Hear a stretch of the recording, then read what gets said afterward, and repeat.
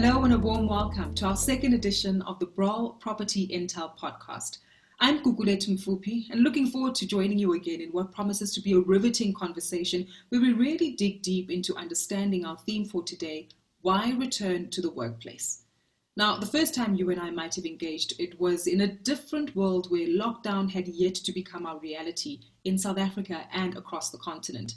But given that the South African economy is still under restricted lockdown rules and conditions, we decided to reflect on this conversation by really getting to grasp why it is that we should return to the workplace, how it impacts our psychology, and most importantly, how we make it a practical experience to make it a safe environment to return to and one where employees can still be productive.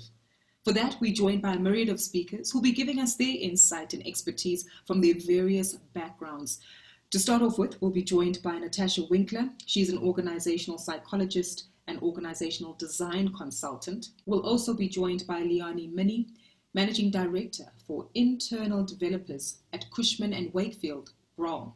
Carl McWilliams will join us as a representative of Shared Services at Hollard.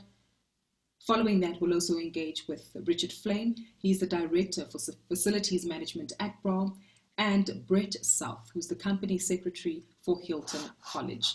It promises to be quite an engaging conversation and one that many of us will be able to learn from as we dig deep in terms of understanding some of the psychological, the practical, and property dynamics that need to be implemented to make sure that our return to the workplace and schooling environment is one that is safe and able to be sustainable. NATASHA, I'd like to start off with you. I think for many of us who have been at work and even how we're hosting this conversation, we're in our various spaces of safety, whether at the office or in the comfort of our homes. But this is a new reality that many of us have had to adapt to. Give us an understanding as to how, from a psychological point of view, this is really added to certain emotional dynamics like anxiety, increased nervousness, and how we need to be understanding the human psyche in this new change in the tide. Thank you so much, Gugu, and thank you for the opportunity to share. I want to make two observations first. I think we very easily reference to things like safety and assuming working from home is a safer bet. We should also be mindful of some situations that people find themselves in, like gender-based violence, etc., where it hasn't necessarily been a safe situation. And I think, having said that, the reason I'm saying that is because oftentimes we think we are all in the same boat, while the boat is not necessarily the same for every person. Everybody is experiencing this situation and this lockdown in a very unique way. What I have observed, though, is a rise in compassionate behaviors of leaders in South Africa. I think we've always had a focus on mental and emotional well-being in the organization, but not necessarily all organizations has taken that up. But with the onset of COVID-19, there has been an increase, and there's been an increased demand for work psychologists to step in and assist. Another observation, just in terms of this rush to get back to workplaces, a few things that I've observed is there has been a lot of focus in workplaces around the safety processes and how people engage. But we should also remember that people are also coming in with fear and confusion. So we need to be mindful of the psychological responses. Firstly, why do we return to work? So obviously there's essential services, there's manufacturing environments where people have to physically be at the workplace, but there's also, like all of us sitting comfortably at our houses, there has been a greater awareness that we can work from home. So the question remains, why do we have to return to workplaces? I want to start off with, why do we work in the first place? The employee contract, or the employment contract, is obviously focused on the financial reward and the normal rewards for why you work. But we shouldn't forget about the psychological contract. Work gives us agency, it's pride, it's a sense of accomplishment, doing something that's important. So the physical and emotional spaces that work offer or the organization offer is a means for us to live out our purpose.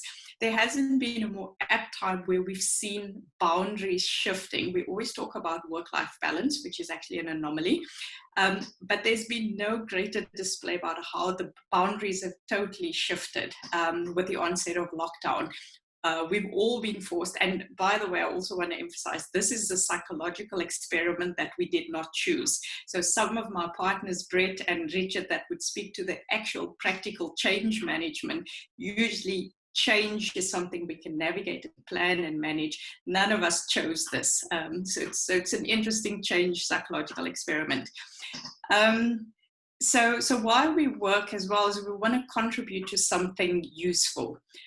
Now, the question is, for those of us that can work safely from home and effectively, why do we need, or why do we feel the sense of going back to workplaces? And I want to share with you, some of my more introvert colleagues was extremely excited with the perspective of working from home and isolation.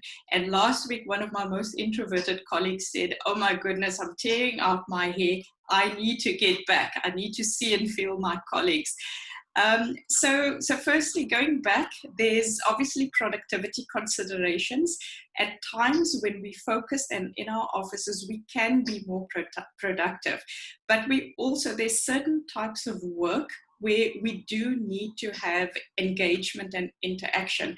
There's something we call social constructionism. And social constructionism is just saying, if I have an idea and you have an idea, Gugu, and we put the two ideas together, we can come up with a third idea.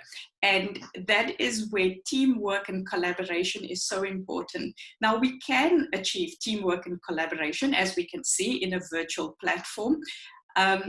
But with that, there are other challenges that come. You can't see body language, you can't read facial expressions. In technology or in a virtual environment, everything takes longer than usual and it's more emphasized. So those are some of the reasons why we have this need to go back. We also work, as I said, not just for the economic benefit, but there's also a psychological benefit. You want to network, you want to partner, you want to engage with your co-workers. And that is something we are missing at this point in time, being away from our colleagues.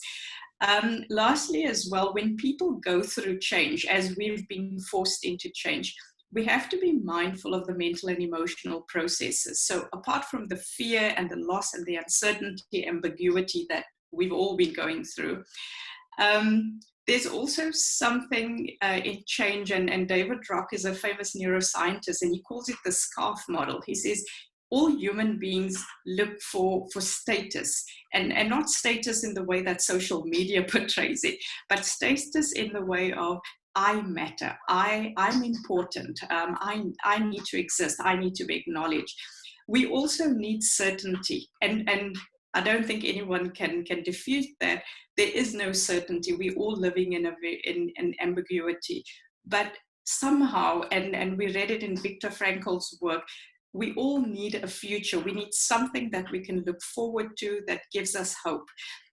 We also need autonomy, and one of the best ways to be productive and work in a virtual space, if a line manager gives the person control over their environment. So they need to feel they can set their boundaries, they can set their agenda.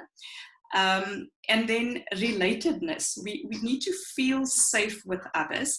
And the last thing he emphasizes is fairness. And we see a lot of what is not fair in this situation that we're finding ourselves. But those are the type of things that people are looking for when they go through uncertainty and change.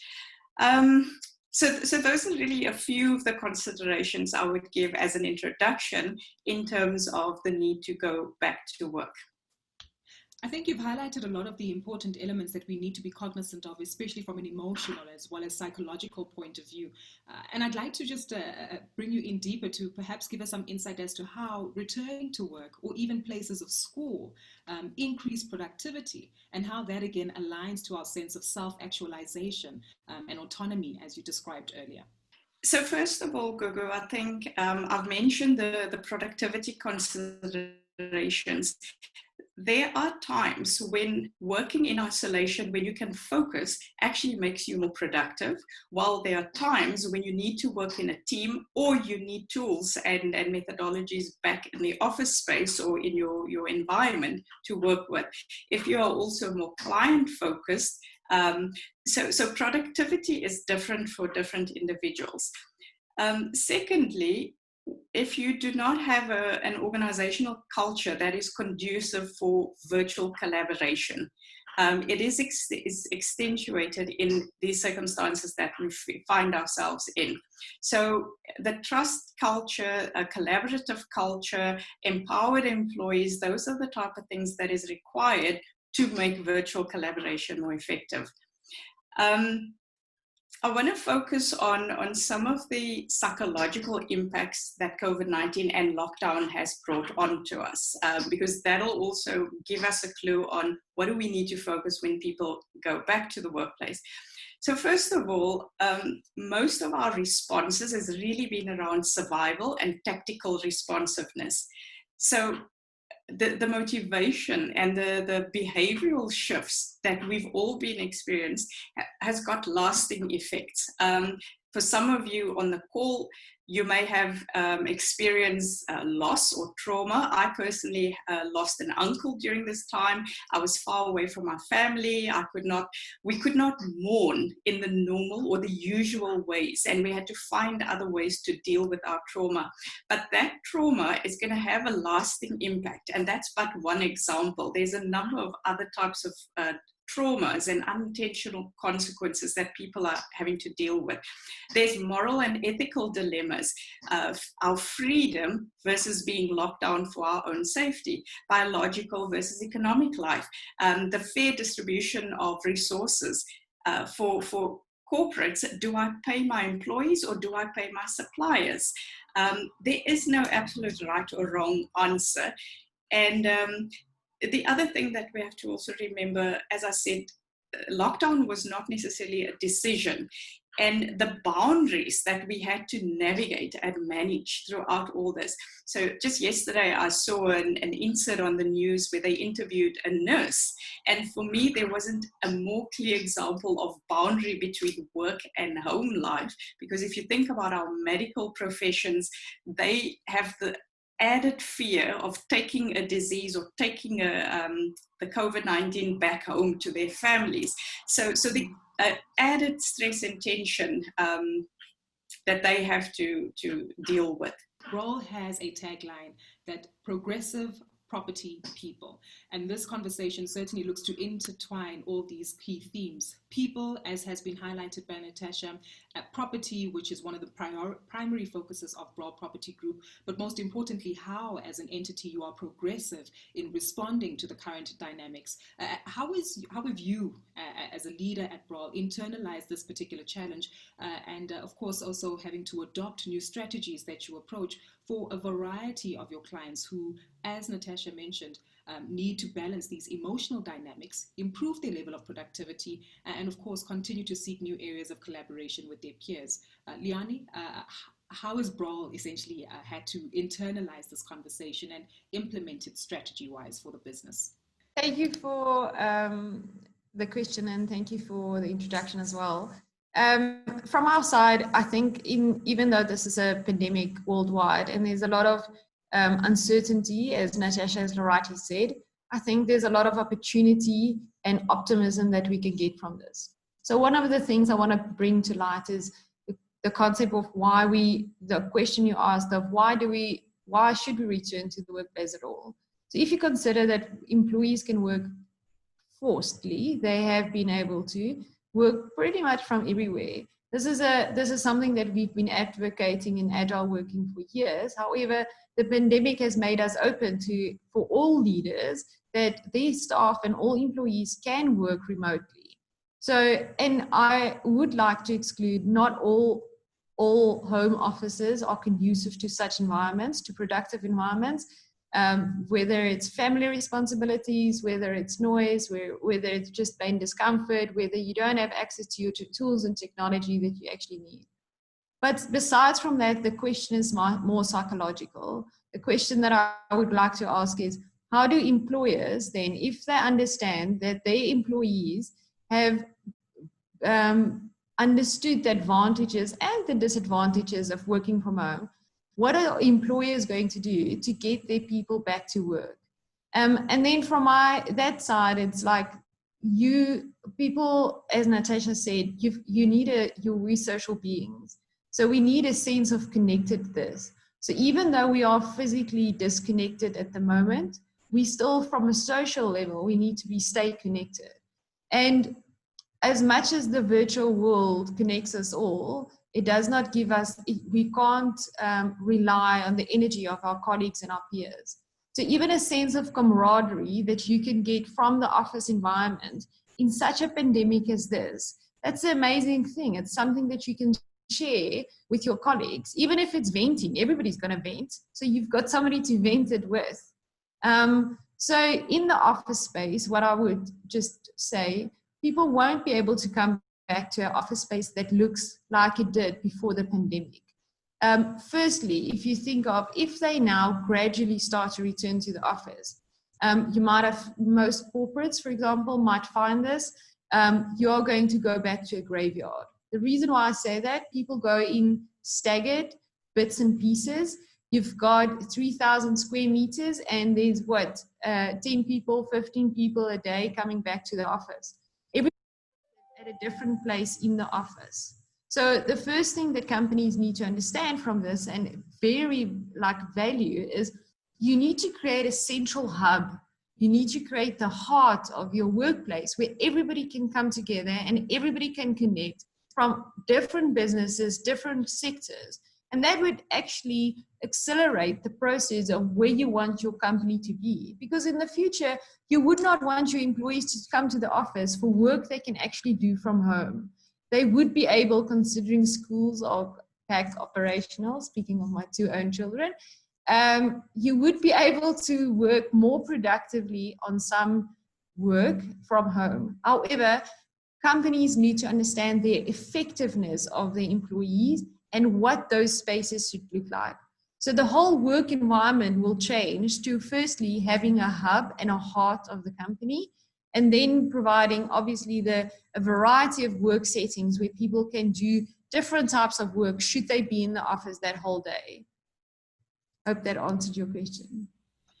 It certainly does. And I think for many of us who think about the property space and even our own workspaces, you think about an open plan office, shared boardrooms, and opportunities for people to increase levels of collaboration. And as you say, this has already been placed on its head as we need to be more innovative. And this drives me, LIANIE, to actually come to you to question you about the 4 C's. In going back to the hub and creation of these office spaces, I understand you mentioned that we need to focus on collaboration, concentration, connectivity, and just chilling. Tell us more about this and how it actually aligns to the argument for companies and organizations and individuals to reopen up their workspaces. Yes, I think those are, we're coming back to a connected workplace. We're coming back to a place where people can connect.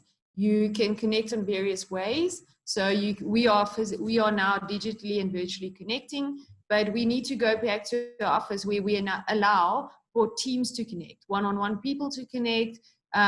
We need to allow for a space where people can focus, concentrate, whether it's one-on-one, whether you go to a library space.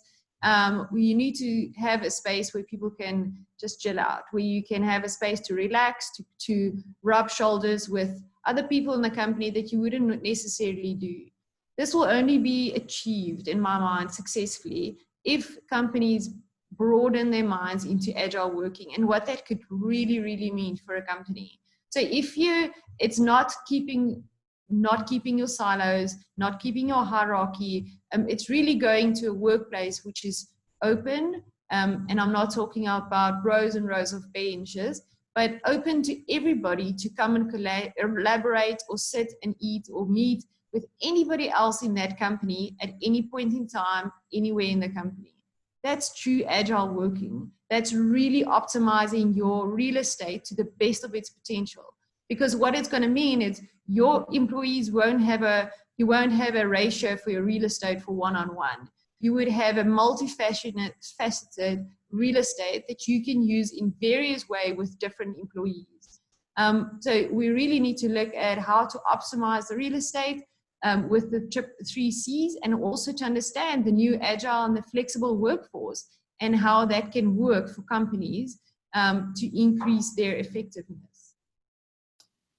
I'm glad you mentioned that, LIANIE, because I think for many of us, we understand the messaging, but it needs to become practical, right? And the only way that we understand its practicalities is maybe even learning lessons from some of our counterparts in different industries. And I understand that insurance company such as Hollard, made up of a large staff and workforce, usually within call centers, highly collaborative, that becomes a very challenging environment to implement such a strategy in. But I understand that there have been recent developments there. Perhaps if you could walk us through this understanding with yourself, as well as Kyle McWilliams, who joins us from Hollard, to give us some insight as to how they've made this practical, and through the various lockdown stages in South Africa, how they've slowly begun to unlock and reopen their workforce. So we started to engage with Hollard on a workplace strategy, just to give high level, and then I'll give over to Carl to understand from his experience and what he is, but to broadly just high level to explain to everybody what workplace strategy is in its entirety and in the true way of doing it. So we take a very deep dive into a company. We look at everything from the visible and the invisible. So all of the spatial and the real estate components, from your infrastructure, your workspaces, your filing, your IT, all of those, that becomes your visible. We also look at the invisible. So we understand what is the company culture, what do they want to retain from the company culture, and then how do those two things align for that workplace to go into the future. So it's not just the regearing, reshuffling of the workplace, condensing everybody into one building. It's really to understand, through optimizing your workspace and your real estate, what are the key essence that we need to do to preserve and even enhance your company culture. So I want to give over to Kyle, who we've been working with closely, and to really give us his experience of this process. Good afternoon. Thank you, LIANIE and Gugu. Much appreciated for that introduction. And glad to share our journey so far. I mean, I think we're still early days in terms of our workplace strategy journey that we're commencing with the Broll Property Group and internal developers. But it's an absolutely critical part of our journey to kind of make sure that we have the optimal employee value proposition going forwards, because it is a very tight balance in terms of making sure that people find the work environment, be it home, be it at the office, and be it the varying environments within the office, that are going to produce both the right productivity levels, the right connection to our culture, and the right connection to the various other employees and staff that we have at our buildings. So what we're doing through the workplace strategy project is really doing, as LIANIE mentioned, a deep dive in terms of understanding what our workforce looks like and how they work best. So we're doing that through everything from leadership discussions to employee questionnaires down to a detailed level, to operational level discussions to see how do the different teams and the different job families operate best. And as you can imagine, in an insurance company, we've got multiple different work levels and work types. As Gugu mentioned, we've got call centers, but we've also got actuaries who work very, very differently. And some within those different job families might work well at home, and others in the same job family might work better at the office. So we're working hard to understand that, and then to formally build our workplaces and optimize our workplaces to cater for those varying needs. I think it's an extremely exciting time, and I think the engagement we've had with our staff so far has been extremely positive. I mean, I think this is what a lot of people have secretly in the background been wanting for a long time, to get this flexibility, to kind of modernize our workspaces. For anyone that's been to the Hollard campus in Parktown, we've got a very progressive workspace as it is, and it's a beautiful campus. I think we are very lucky, but I think we can do more in terms of building out the 4 C's, as LIANIE mentions, to make sure we've got the right collaboration spaces, more collaboration spaces, because digital collaboration only goes so far. and you want to see and talk to your counterparts. You want to have the odd joke with them in the corridors. And you can't do that in a full-time work from home basis. So for us, the link to our culture, which is very unique, is critical. And a lot of the time our offices and our campus create that link between Hollard culture and the employee. And there's that sense of magic that you get when you come to our buildings. And I think it's to retain that and to even take that to the next level, which I think is critical. Carl, I'd like us to build up on that to make it a little bit more practical for many of us who haven't had the opportunity to come to your campus, and to build up on some of the themes that Natasha highlighted earlier on. But I can imagine when you're calling for increased collaboration between your team members, some of them rock up with masks on. So half your face is already gone, right? And that in itself takes away from some of the interaction and collaboration that we can try to drive and enhance. Popping into someone's office just to, bounce off a few ideas is no longer that easy, because we're very conscious of social distancing, and even the substances and places that we actually touch. As we know, those are high contact areas that increase the spread of COVID-19. So how have you implemented this and made it practical to allay the anxiety of your staff members, but still prop up their confidence and levels of collaboration? It's a great question, Gugu. And I mean, we're still in the middle of this journey. So we haven't executed the change in the workspace yet. So this is where we kind of still work in the hybrid world between digital collaboration, but also providing opportunity for staff to come back to the offices. We've got the facilities available. We've got big meeting rooms where people can socially distance but still collaborate. And we've got a nice, as LIANIE mentioned, central meeting area at our main office, but in many of our other offices as well, where staff can come together in a socially distanced mechanism and still have these base levels of conversation. And I think those cafe conversations, especially with each other, but as well as other partners and brokers and suppliers, are critical to how we do business. Collaboration is not the Google idea of everybody talks and you write greatly on the white wall. That's not only what collaboration is. Collaboration is really to break down the social barrier, because as soon as you can progress past the social barrier of your colleagues, you as a company and your employees will become way more effective, because the social barrier is the one that opens up your lines of communication.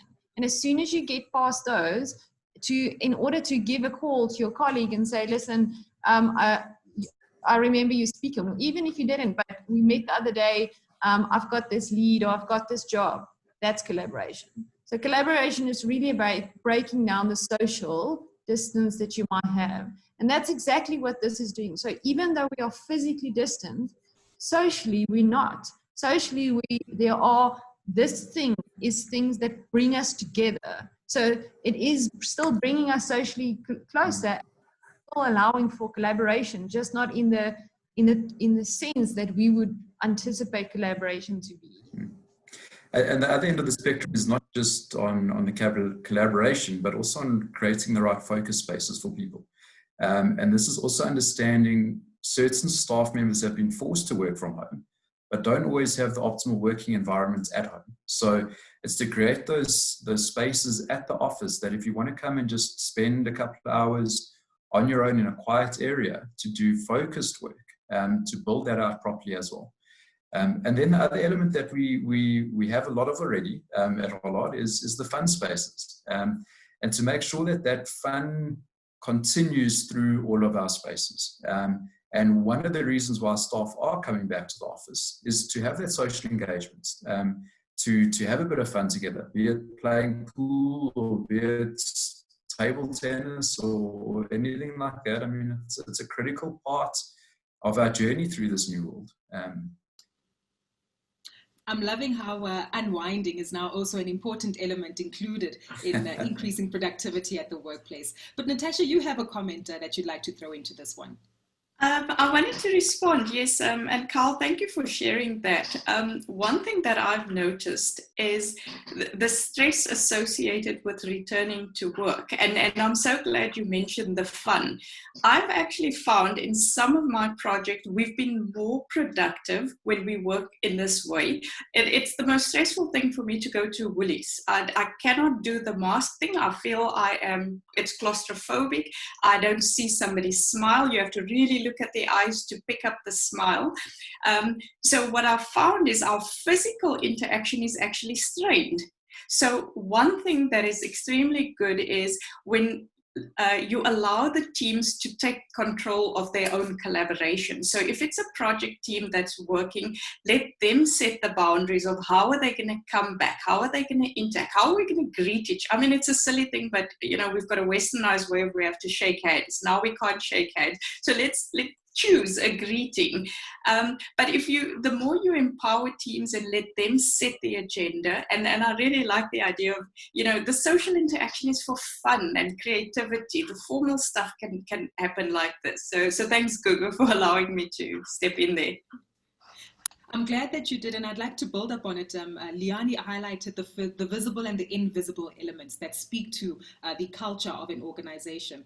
And top of mind, as you mentioned, walking into a retail store and having to adapt to this new ordinary, I'd also like to get a clarity and further understanding as to how this ties into facilities management. For many of us, you walk into a door, you expect the hand sanitizer to be there, or you're walking through a tunnel that will sanitize you. And I can imagine, Richard, that this also plays an element into not only the visible elements that speak to facilities management, but also from a staff point of view. I'd like to get your feedback on this one, Richard, as to how it's really changed the landscape to show employees as they walk in that they are taken care of, that their health is a priority, and at the same time then allows them to be at ease to interact informally more with their colleagues. Richard, share your views, and Kyle, if you've got anything to add, feel free to jump in. Thank you, Gugu, and afternoon, everybody. It's quite a remarkable conversation, I must say. A lot of comments shared is things that we experience on a day-to-day basis in facilities management. Now, facilities management by its nature is really a skill or an ability to tailor the workplace in such a way that you get out productivity, but also that you maintain the quality of life, or in fact improve the quality of life of your workers. I mean, Kyle has spoken about the fact that issues around the employee value proposition. Why do we come to work? And NATASHA has spoken about the value proposition from a psychological point of view, the need for interaction, and facilities management brings all those things together for us. What we've seen with the onset of the coronavirus and the fact that we needed to make our workspaces safe is that it started out first and foremost as a compliance issue. So besides having to worry about issues around occupational health and safety, you have to worry about compliance now from a COVID point of view, because all of a sudden WHO was saying to you, make sure that even before you get to the workspace, your interaction with one another, there should be social distancing of at least 1.8 meters. Make sure that you wash your hands regularly and preferably with soap. Make sure, if you can, and before it became legislative in many countries, in many areas, that you've got a mask on. So many of these things were there for us, first and foremost from a legislative point of view. And it was very important that we do that. Now, Google, you've asked the question, what do we do from a facilities management point of view? What we do and what we had to do from an FM point of view with respect to all those things was to say, okay, where do we start? And for us as FM, it always, in many cases, starts with a risk. So we needed to make sure that we do a risk assessment. For LIANIE, from a workplace point of view, there are certain questions that you need to ask from an employee, from a psychological point of view, and from an FM point of view. There were issues that we needed to ask from a risk point of view. And what we used to get to those answers was to do a risk assessment. And based on those risk assessments, you could then profile the type of build environment that you have, the kind of people that you have that come into your facility, how regular they come into your facility, and what they come and do. So the risk assessment was then important for us from that point of view. And based on that risk assessment, you could then put things in place to say, when you have hand sanitizers, how many do you have and where do you have them? Do you have more hand sanitizers in your areas where people congregate more? Do you have more hand sanitizers where there's a lot of activity around lifts? What do you do in your spaces like parking areas? And what do you do in spaces, and what do you do in spaces where people come into the building? So it was then very important for us to do this. What we've seen though in this last 3 to 4 months is it's become much more than just a compliance issue, because quite rightly, like LIANIE said, it's not just about making sure that you come to the building, but making sure that it's about the culture. Carl spoke about the culture. What kind of company and organization do I want my company to be?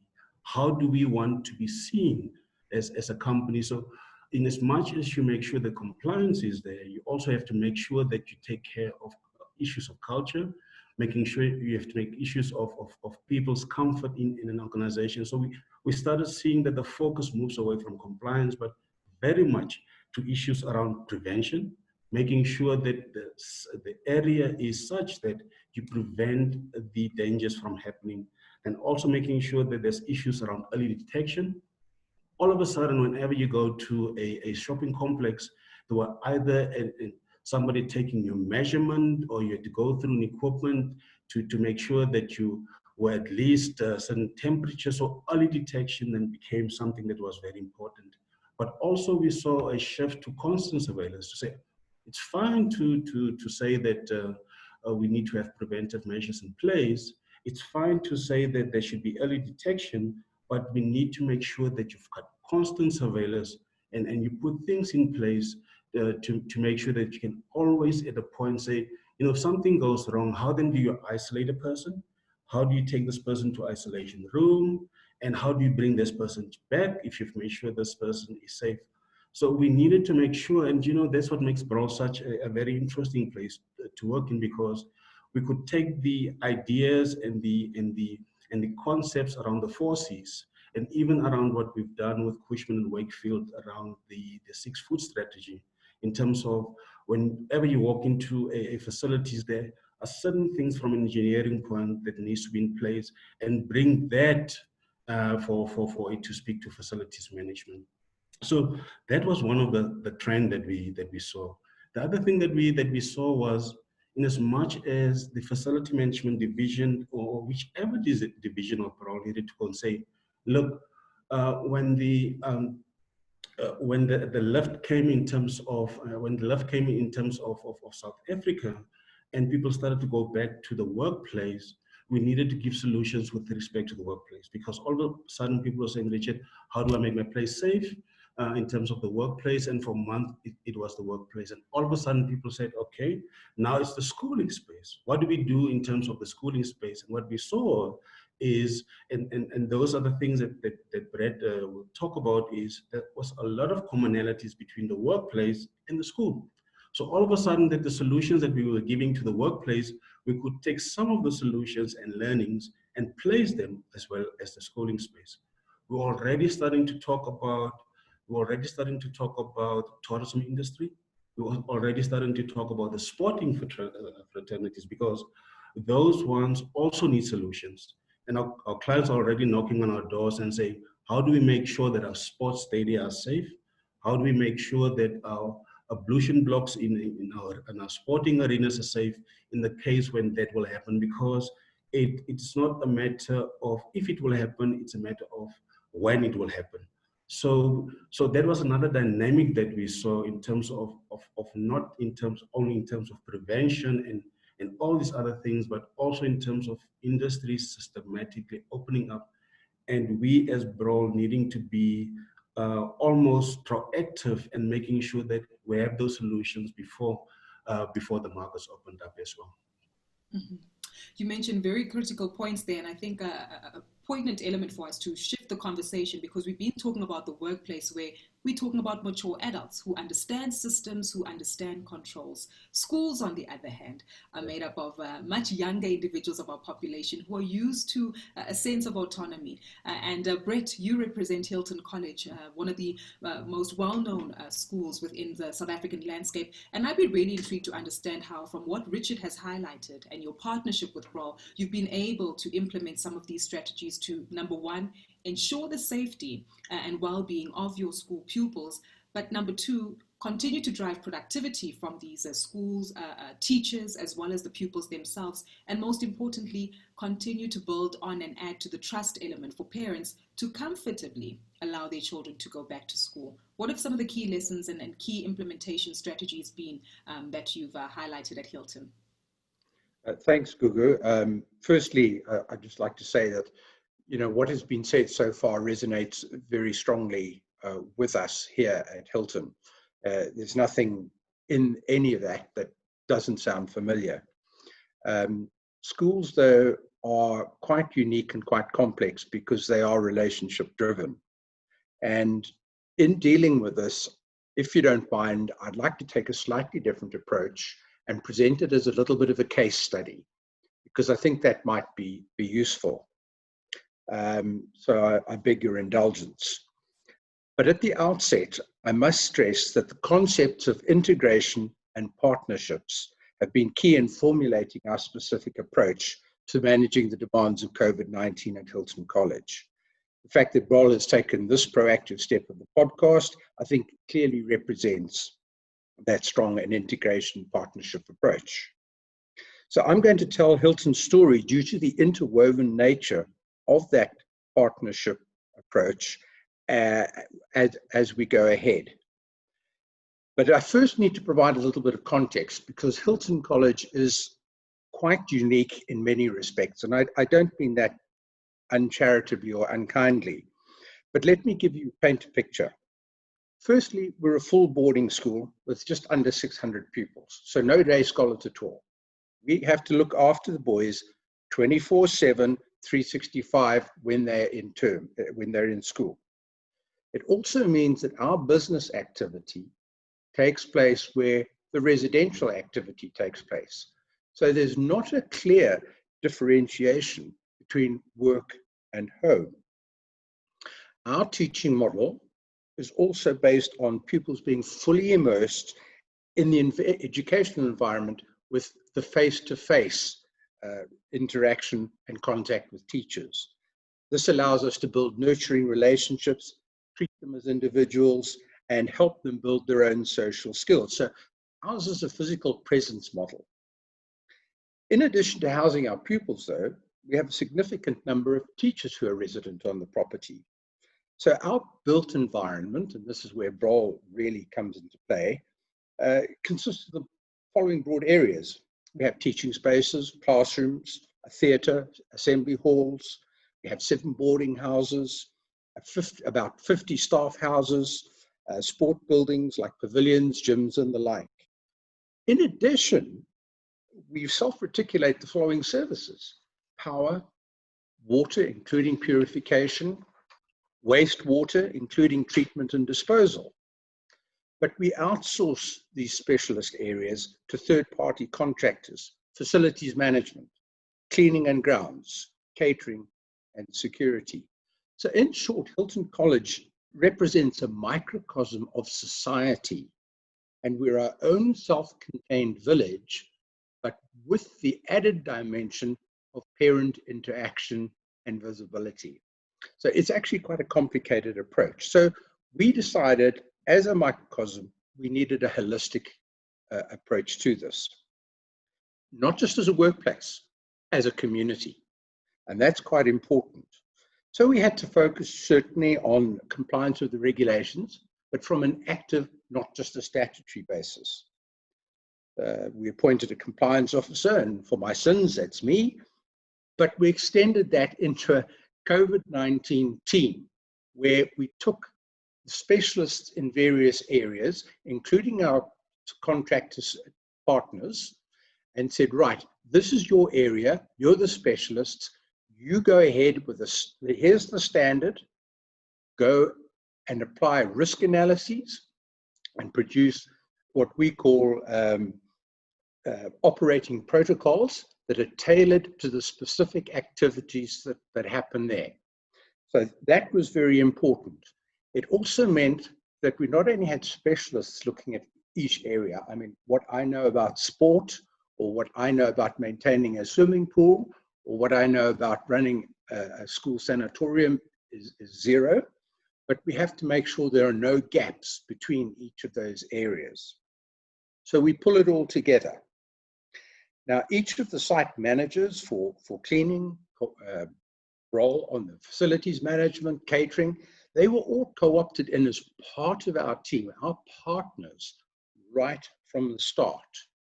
And they took charge of their own COVID compliance requirements, providing the COVID requirements they need in terms of their services, and ensuring that any suppliers they bring onto site are COVID compliant to meet our needs as a school. So as I'm sure you can imagine, you know, schools are highly emotive places. We've got the most precious possession of parents, their kids, their sons, and we have to look after them. So we had an integrated approach where we took the requirements of compliance and hygiene and safety and brought those into being into how we modify our operations. But these are living documents. These risk analyses and operating protocols are living. They are not done, put on the file. We continually look at them, review them, and we have regular walkthroughs by senior management to make sure that people are wearing masks, are socially distancing. So we're doing that on an ongoing basis. But right at the center of this, we said it's people that count. And that's our own people, our staff, our pupils, and our contractors and their staff. Because we're in the people business. It's people who make things happen. We understand that the situation provides and places a huge amount of stress on people, which affects their well-being and performance. And we have to protect our pupils and staff because a school is meant to be a safe place. So we have to put people front and center. There have been, talking on the business side, some implications for the pedagogy, the teaching methodology. And most schools, I think, or many schools are operating under a dual delivery mechanism where we've got some virtual pupils, like we're doing now, and we've got some in the classroom. I need to debunk, though, the concept that it's online learning. Online learning is a separate educational product, which the market develops and hones. It's largely a one-size-fits-all. So what schools have had to do is convert their classroom practices to what is known as emergency remote teaching, ERT. And that's been a big paradigm shift in how we do things day to day. And that brings its own stresses, at least in the short term. The other thing we have to be careful of is not consider it blended learning, because blended learning, there's no agreement as to what that means. Different things to different people, to different schools, but essentially it's how you use technology in your teaching. So we're seeing an evolving situation with that as we tweak our operating model. So it's not blended learning. I call it a dual medium learning. So our teachers are in the class with boys and there's boys on the screen. It's quite complex. So we've had to manage our people very carefully. And I'm sorry I'm going on, but it provides the whole. You've so, really hit the nail yes, on the head there, Brett. And I do want us to come back to you in just a moment because you've really provided us with a very clear and critical example of the microcosm of a society that Hilton College is. And for many of us, I'd like to take the conversation to another level where we all probably know a few individuals who have tested positive for COVID-19. It's not a matter of numbers anymore, but it's a matter of names, individuals that we can identify with and that we are familiar with. And given what you've highlighted, it raises the concern and the balance, the dichotomy of tracing and sharing transparency in terms of positive cases that are identified within our workspaces, within our schools, or within our societies, but at the same time, providing enough security and privacy to ensure that there is no stigma that might be attached to that. Brett, I want us to come back to you just to get some feedback as to how you're managing this in association with Broll. But for the moment, I do want us to come to Natasha purely because of time pressures to give us an understanding of the psychological effect that then plays a part into how it's being implemented at Hilton College and, of course, even at Hollard and Broll as well. Natasha, if you could share your views, Brett will come back to you, and Richard, feel free to jump in. Thank you so much, Gugu. Yes, I raised that because it is a dichotomy, and it is one of so many of the ethical dilemmas that I alluded to earlier. It's unprecedented times. It's different ethical dilemmas that we have to deal with. But there was an interesting case a few nights ago on the news. A very famous Bollywood actor and his son was positively diagnosed. They came forward, and they specifically came forward because there is such a stigma at the moment in India. And India is the second highest country in terms of infection and impact of the virus. So they specifically came forward and proclaimed, I mean, we saw in our own media, our own stars, AKA, putting it out there for everybody to know. So I think we shouldn't even think of this any different to anything else. The HIV/AIDS, it took us years to move forward to, you know, get over it as a stigma, and this is the reality. You know, I think the difference is we are uneducated. We have ideas. We think we must wash hands. We think we must do this, but nobody really knows. I mean, there's not enough science to tell us enough of this situation and this disease. So the best we can do at this point in time is have compassion, meet people where they are at, and have accommodating. I'm so happy Richard mentioned that there's compliance, but there's also compassion and dealing with people. I always said there's a few centimeter drop between the head and the heart. We as human beings are between our heads and our hearts the whole time. So we need the rules, but we also have to feel like we understand the why of doing things. Why this rule? And the more you engage people and get them to be part of the solution, the more the why makes sense for them. And I think I'll leave it at that then. Hi, Gugu. I just wanted to note something there that Natasha said. So one of the things is you also mentioned the transparency and the psychological fear that we're going back. So we need to consider the different ways of people work and the different ways that they are being paid.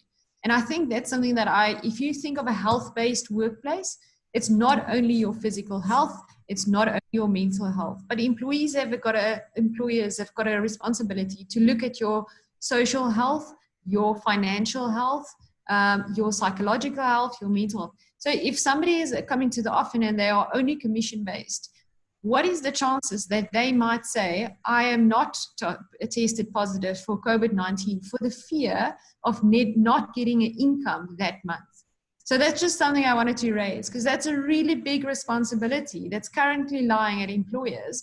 And that's something that I wanted to raise.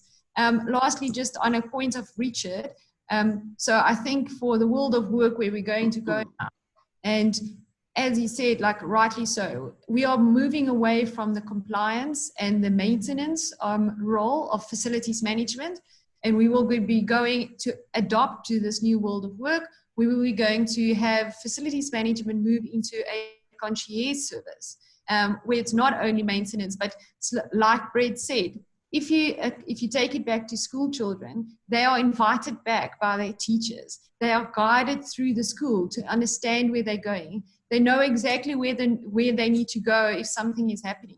And that should be translated exactly back to the world of work. We should have that person that really guides you through the workplace, especially if the workplace is going to become agile and flexible. So that was just my last few. Okay, good. Thank you.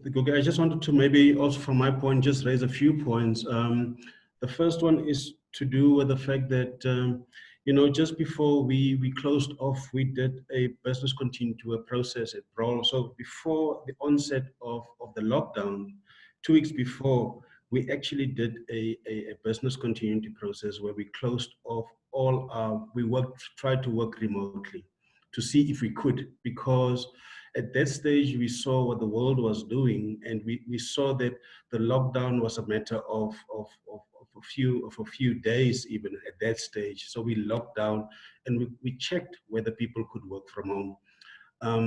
The analysis that we got back was to say that 99.6% of our people could work remotely.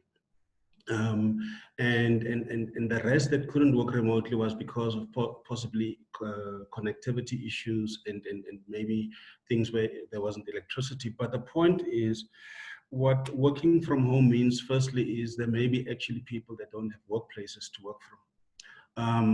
And as employers, we should be thinking of, because yes, it's true, what this thing has shown to us is we can basically work anywhere. We can work in a restaurant, we can work at home, we can work even in our cars. But the reality is some people may not be able to work where they are. So that's the one thing. Also from a infrastructure point of view, if we say that the home is the new workplace, what needs to be in place in the home space to make sure that connectivity works, to make sure that info security works? How do we make sure that the same integrity of password management, same integrity of encryption, and those kind of things from a infrastructure and a facility management point of view needs to be in place? The other thing, so that's important from a built environment point of view. From a leadership point of view, it's important to say, it's true that I don't need to see my people to be able to manage them or lead them, but that means I need to make sure that where they are, they understand what the culture of the organization is. They need to understand what the brand of the organization is. But more importantly, and it's a point that Carl made about focused areas, they need to know what the focus is. So the working away from the office also brings a different type of leadership. So your typical type of leadership that there was needs to change to a different type of leadership, to say, irrespective of where you are, you need to understand what your goals are. You need to understand what the organization stands for, so that when you go out there, when you do your business, that's in place. But more importantly, we need to be able to measure performance for people, not just in terms of making sure they're doing their jobs, but because we want them to get better. So I thought I should just drop those points. But also importantly, for me, besides that point, is also what has become something for us at BC is we can't do it alone. So collaboration is important going forward. Collaboration with our clients, the fact that we're sitting today in this podcast with Holland Insurance, the fact that we're sitting here with Hilton College, and the fact that we can bring our different clients together on a same platform says the need for collaboration is crucial. The other point that's crucial going forward in terms of what we do is integration.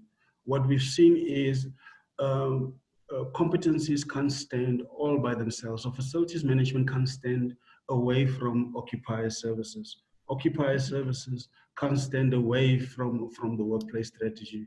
The workplace strategy can't stand away. And also, what we've seen with our experiences with the commercial sector, which is a Holland and a Hilton, is it is very nice for an organization that can have a helicopter view like Broll to be able to take the learnings from one industry and very quickly replicate that. But you need to understand the person and the client, because giving a solution for an adult is totally different than giving a solution for somebody who is a child between 7 years and 18 years old.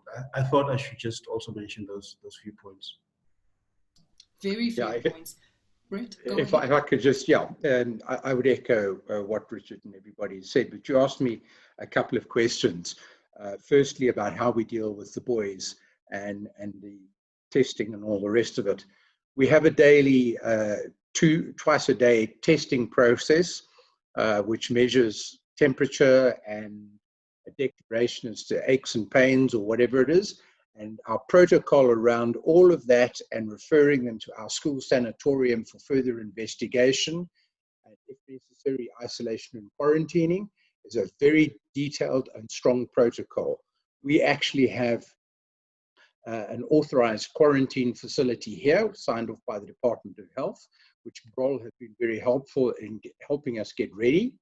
So we are very lucky, if I can use that phrase, in that sense that we can take care of our boys.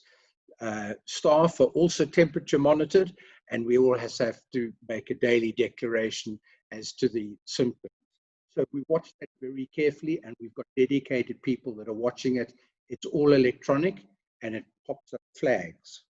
But coming back to the rest of it and picking up on what's said is, apart from the integrated partnership approach, communication has been vital. Right from the start, whether it's our parents, whether it's with our partners and our staff, we're keeping them advised. We've made our people part of the process. So we've got buy-in and understanding. There's less of a doubt and uncertainty situation because people know what's going on, they know what's expected of them. And then to Richard's point about, connecting, we have a daily half-an-hour Teams meeting, all the staff with the headmaster, virtually online, catching up, swapping things, and that includes some of the softer things like saying, happy birthday, Fred. It's Fred's birthday today. So we introduce some of those softer touches because the water cooler conversations have gone. So we have to do it different ways. So it is quite complex, and we have to regard it as a going forwards process. So yeah, there's a number of things, and I could go on and list all the stresses and strains that we've identified, but it's people and partnerships. True collaborative efforts that have been highlighted here. And thank you for sharing some of those lessons with us, Brett, from a school and education schools group point of view. Kyle, I'm keen to get your final and closing remarks here. I understand that much of the strategy that is going to be implemented at Hollard is changing. It's nimble. It's adapting to what it is that will work for the culture of the corporate identity of the institution. But what lessons are there that you are able to share with us as outside participants, either individuals who are in leadership positions, who are trying to get our employees to come back to work, or even as employees who need to get our minds right in terms of beefing up our levels of productivity so that we're prepared to make our way back to the workplace? Sure, thanks, Guy. I think it's absolutely critical to create that sense of grounding. And a key part of coming back to that office is that sense of grounding, and it's your corporate identity at the end of the day. If you're sitting at home, a lot of us lose who we are to a certain extent. I mean, I'm no different to you or to LIANIE or to anyone else because we're sitting at home. I don't necessarily have the colors and the thoughts and the company CI around that kind of creates that kind of bond, sense of belonging. So I think it's critical to create that through your workplaces, which will be a big driver of bringing staff back, because there is a lot of value in bringing staff back across multiple instances. And there's a lot of value that the employees get, not just from the social aspects that we've spoken about, the collaborative aspects, but in terms of what they get out of our workplaces. And that's everything from our food and beverage offerings to our concierge services to multiple other things that we provide our employees. And that's going to be a bit more difficult going forwards because we've got a distributed workforce. And we're thinking of some exciting things around how we can expand some of those offerings to people that are working from home. And I think there's opportunity there to expand your employee value proposition even further. So I think we're excited on the journey we're going down, and I think we're looking forward to it. I mean, as dire as the circumstances are, I think there's positives that can come out of it. Thank you so much for that, Kyle. A lot of focus on partnership as well as collaborative efforts. And LIANIE, I want to come back to you to give us our closing remarks as we go on to think of solutions that we can implement within our local entities and organizations. But how do we ensure that going forward, we make the new work environment, the new schooling environment, one that is successful and able to bring out the best, not only out of its organization, but out of its people as well? So thank you, Guga. I think there's 4 components with that we need from an operational level for all workplaces and all schools and everything to come together. The first one is in your world of work, it would be human resources as your custodians of your employees and what they do and how they facilitate and be encouraged to develop more in the psychological aspects of the employees and of the children at school and in any other industry for that matter. We need to have a very deep re-look at the tools and technology. So as Carl rightly said, it's like, what is your IT? So usually we have a spend or an expenditure of your things that you might require. But as we've just seen, we've got kids that are working either from school or doing digital class. So how do you facilitate your employees to have that ability? Maybe they can't afford that their kids can work on an iPad or a laptop or something like that. Or is there a possibility for employers to assist with things like that? Then there's the workplace component, which is a spatial component and a physical component. So from a workplace perspective, your world at work is completely going to change. We have to center it, we have to ground it, we have to come back to the sense of community and how do we cultivate that going forward.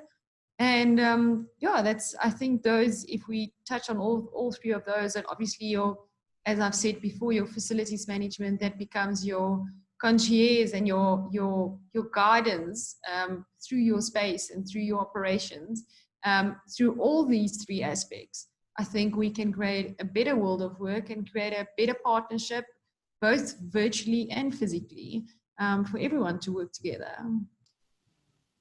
Well, I must say I've been pleasantly taken aback by this conversation, as I'm sure many of our listeners and viewers have been, because whilst it's based on the fundamentals of the built environment and the property sector, what really has been the focus here has been people. Whether it's collaborative efforts, partnerships, compassion versus compliance, fundamentally we've spoken about making sure that we speak to the heart of who we are as individuals and how the collaborative efforts culminate into success once we're able to come together in unison, whether virtually or in person. Thank you very much to each and every one of our speakers who've really offered their insight and industry expertise, as well as experience on the ground. And one thing that we all need to be cognizant of, especially within this South African environment, is that this landscape is changing. We will have to adapt, we will have to evolve with it, and find and source solutions that are unique to the various aspects of how it is that we live and experience life overall. These are some lessons that we're happy to share with our peers across the continent, and of course continue to engage in a quid pro quo relationship as we have done, in terms of understanding how we don't just make it a unique opportunity for us as South Africans, but one for us as Africans to thrive on across the continent. Thank you very much to all our speakers for joining us in conversation today, who have shared some critical knowledge with us from their respective industries.